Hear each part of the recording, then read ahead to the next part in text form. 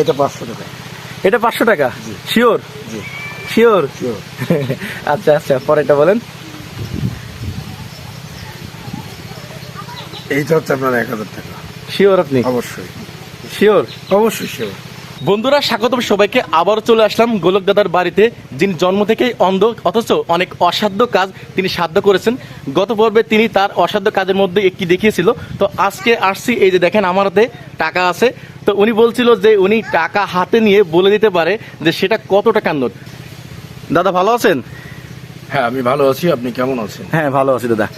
আপনি গত পর্বে বলছিলেন যে আপনি টাকা দেখে বলে দিতে পারবেন যে মানে এটা কত টাকার নোট, মানে আপনার হাতে নিয়ে। মানে আসলে চেষ্টা করে দেখতে পারি, সবগুলো আসলে খাটে না, কারণ দু একটা হয়তো মিস্টেক হতে পারে এটা। আচ্ছা আমার হাতে এই যে টাকাগুলো নেন, এই যে দিলাম। আচ্ছা এখানে কোনটা কত টাকার নোট এটা আমাকে তো বলেন তো।